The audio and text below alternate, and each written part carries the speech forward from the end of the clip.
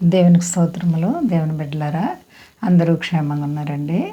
మన ప్రభు అయిన యేసుక్రీస్తు వారి యొక్క ఉన్నత నామంలో అందరికీ క్షేమము శుభములు కలుగునుగాక. ఆయనకి మహిమ.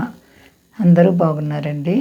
ఈరోజు దేవుని వాగ్దానం కీర్తనల గ్రంథము 94వ అధ్యాయము 13వ వచనం. నీతిమంతుల కష్టములను పోగొట్టి వారికి నెమ్మది కలుగజేయుదువు.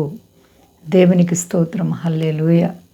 ప్రియ సహోదరి సహోదరా, నీవు నీతిగా భక్తిగా యథార్థతగా జీవిస్తే నీ కష్టములన్నిటిని కూడా ఆయన పోగొడతారంట. నీకొచ్చే తొందరలన్నీ కూడా విడిపిస్తారు. కష్టాలు ఏ విధంగా వస్తాయో ఎవరికి తెలియదండి. ఎన్ని కష్టాలు వచ్చినా వాటిని పోగొడతాను అంటున్నారు. నిన్ను విడిపిస్తాను, నిన్ను సంరక్షిస్తాను. ఏ ఏ ఇరుకొచ్చినా సరే, ఏ ఏ ఇబ్బందులు వచ్చినా సరే, నీ దేవుడు జీవము గల దేవుడు కనుక మరి నీతిగా జీవిస్తే, పాపము చేయక యథార్థ హృదయంతో భయభక్తులు కలిగి దేవునిని ఆరాధిస్తూ విశ్వాసాన్ని కాపాడుకొని దేవుని బిడ్డగా నువ్వు జీవిస్తే, దేవుడు నీకున్నటువంటి కష్టముల నుండి పోగొట్టి కష్టాలన్నీ విడిపించి వాటిని దూరపరిచి నీకు నెమ్మదినిచ్చేటువంటి దేవుడు. నమ్ముచున్నావా ఈ వాగ్దానం? రుణాలు, సమస్యలు, వ్యాధులు, బాధలు నిన్ను కృంగచేస్తున్నాయా? అయితే నీ కష్టాన్ని పోగొడతానంటున్నారు ఆయన. నీ కష్టాన్ని నుండి విడిపిస్తాను, నీకు నెమ్మది ఇస్తానంటున్నారు. యేసు రక్తమే జయం. దేవునిపై ఆధారపడు ప్రియ బిడ్డ. నీ దుఃఖ దినములన్నీ సమాప్తములైపోయి నెమ్మది, సంతోషం నీకు కలుగుతుంది.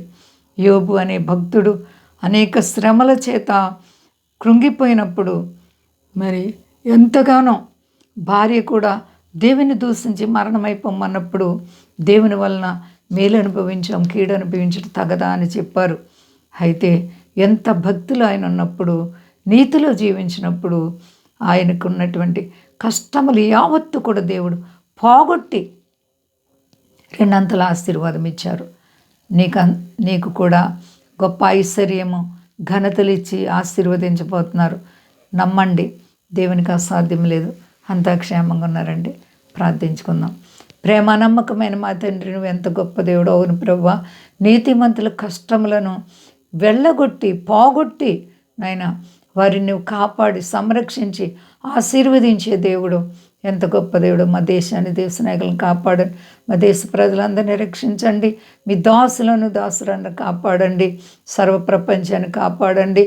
అలాగే ప్రభువా నాయన, రుణాలు, సమస్యలు, ఆర్థిక స్థితిలో ఉన్న ప్రతి బిడ్డకు నీ నామంలో విడుదల దయచి పరిశుద్ధాత్మ అభిషేకాలు అందరికీ దయచేయండి. సమస్యలు విడిపించి నెమ్మదిచ్చి మహింపు శక్తి గలేసైనామని అడుగుచున్నాను తండ్రి. ఆమెన్. అందరికీ వందనాలండి. మా కొరకు పరిచయ కొరకు అందరూ ప్రార్థించండి. ప్రభువారు మిమ్ములను, మీ బిడ్డలను, మీ కుటుంబాలను దీవించి ఆశీర్వదించును గాక. ఆమెన్.